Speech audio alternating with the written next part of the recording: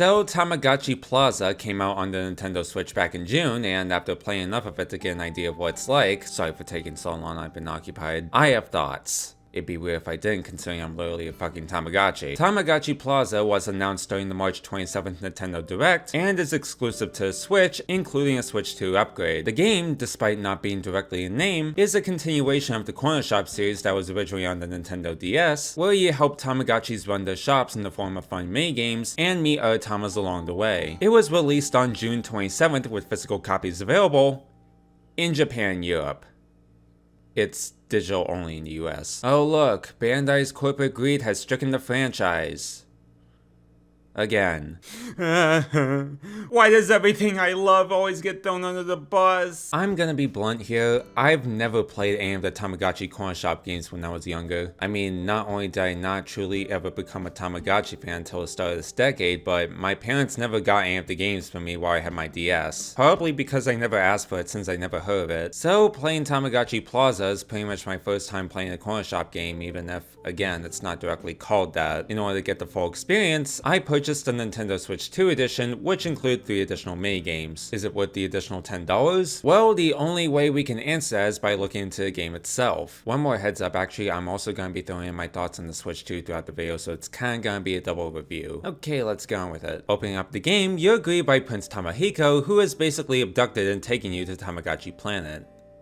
Yeah, I trust him. Upon arriving at Tamahiko Town, you're greeted by Memechi, Kuchipachi, Memechi, Unamorichi, and Bubblechi, who are also likely abducted. Actually investigate this man, please. This is where not only Tamahiko assumes you're from this place called Love Town. I beg your pardon, I actually come from the Toledo area, the likely home of Scott the Woz. But he also gives you a phone and asks you to create an account for its social media platform that will probably be littered with doomerism and arguing and be bought by Elon Musk in no time, letting you enter your birthday and your very own Tamagotchi name. I tried doing Miyachi, but for some reason they won't let you remove the T, so it just sounds like Miyachi. Hey guys.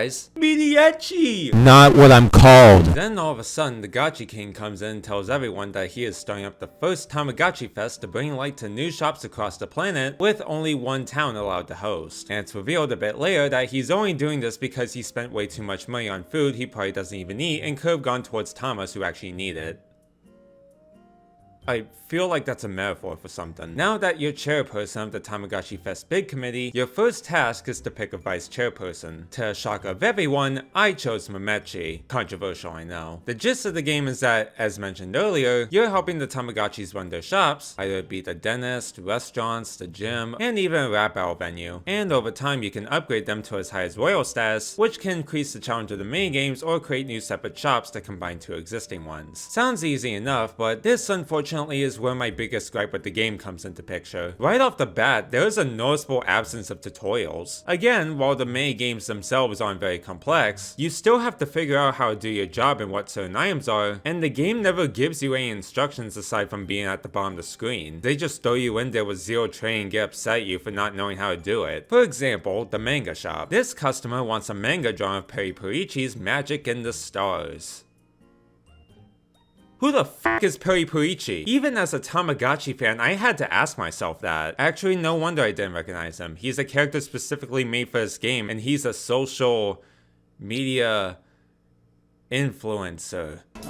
I want to die. And it's something I imagine being more frustrating for newcomers to the franchise as well. They're not gonna know who any of these characters are, and it's gonna force them to look up an answer on the internet. Though not everybody has that ability, especially children who are too young to use the web. What they also don't tell you is that most of them have a time limit. Not as in you have so and so minutes to complete this or else. I mean, if we're splitting hairs here, it pretty much is that. But it's a race against the customer's patience. After some time, they get fed up with waiting and just leave. And while there's nothing wrong with giving these minigames more of a challenge, it comes right out of the blue since, again, you aren't taught anything. The closest we have to tutorials are the Switch 2 exclusive shops with these screens beforehand showing the motion sensor and mouse controls and how you use them within the minigames. By the way, I really like how the Joy-Cons are executed with this console. Not only do I find the magnetic attachment easier and honestly safer, but I see a whole lot of opportunities with the motion sensor and mouse functions. I mean, they utilize the mouse to bring Mario Paint to Switch Online, and I can see the motion sensors for an updated Switch Sports and maybe a new Mario and Sonic Olympics. I can dream, can't I? Back on the Tamagotchi, it did take me some time to figure out the Shuriken shop and it isn't that bad, but the sushi shop,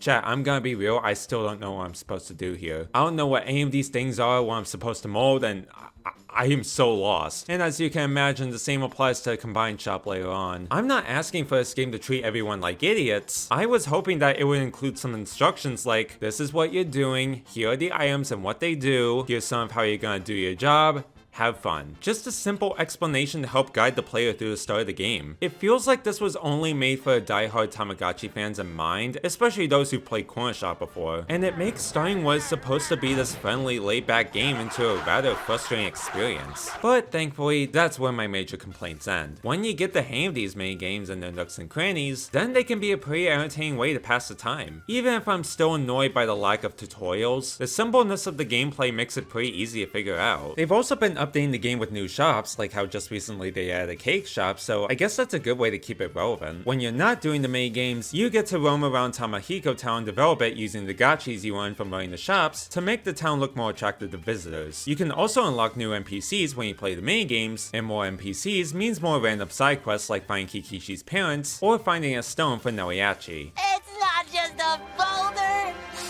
it's a rock. I was surprised at the amount of characters throughout the franchise that were included in this game. Not much of a shocker that the newer ones would make it in, but seeing Bandai embrace the least recognized characters, even the ones that never made it outside of Japan, makes my anime loving heart happy knowing it's not just a Uni thing. Also, you can connect your Uni device to this game, but honestly I didn't feel like going through that process. Though I kinda wish there was a little more to do in the hub. If it were up to me, I would have allowed the player to interact with every Tamagotchi whenever they see them, and maybe do some Tomodachi life-like activities with them and increase friendship levels or something. That way it keeps the player more active outside the shops, and incorporate the bond element that's been crucial to this franchise for 30 years. And lastly, there's the graphics and sound design. I've seen some debates on how good the Switch 2 graphics actually are compared to its predecessor, and while people do have their reasons to think the Switch 1 has better graphics, the complaints I've seen have kind of felt minor. But again, it might just be me. So I'm gonna go off on a limb and say that the Switch 2 looks so much better. Compared to the previous Switch, this thing is huge, and a bigger size means a larger screen resolution. I also really like the upscaling done for a TV dock. It's so clean that I can't even tell the difference. The graphics look so much cleaner and vibrant, and you can notice a lot more details in the games. And yes, in terms of frame rate and loading, it does move a lot faster though. It's probably because my old Switch got a lot slower as it aged. Tested my brother's Switch 1 for comparison, even on the menu screen it was laggy. And the same compliments definitely applies to Tamagotchi Plaza. This is a very bright and colorful game. It's Tamagotchi, why wouldn't it be? It makes the visuals really pop out. I also think the characters translate the 3D flawlessly, though some of the characters' neutral faces are their anime look, while their other 3 to 4 expressions are the modern art style, and I find that to be weirdly inconsistent, but I guess the developers couldn't make up their mind on what art style they wanted to use. Not that it bothers me, cause like,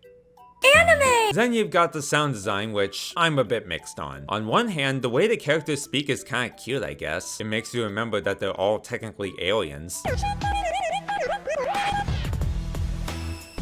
You're not Melodici. You don't sound like that. What'd you do to it? But on the other hand, many of the sound effects when doing the shops sound like they were all done by Puppy Cat in the middle of whatever episode he's having.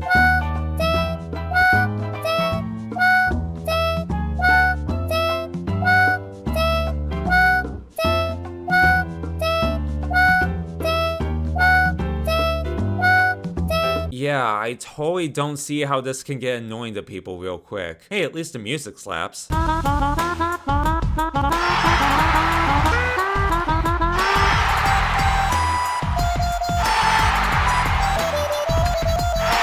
Tamagotchi Plaza may be far from perfect, but once you get the hang of it, it can be a solidly fun and relaxing time. Even though I can recommend this game to anyone who's wanting something casual, it's clear that this game was made with Tamagotchi fans in mind, so if you're a newcomer to the franchise, just be aware that it's gonna take some time to understand everything. As a fan though, I just wish there was a little more to do, but I was pretty satisfied with what we got here. I do know that it's selling pretty well, so maybe we'll see more games like this in the future that get better.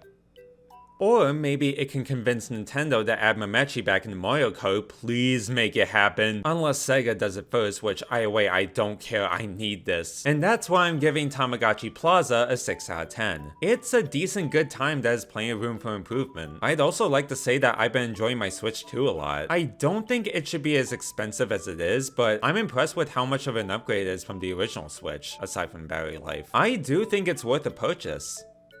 if you can afford it. Also, since we're on the topic, I'd like to say something to Nintendo's American team if I may.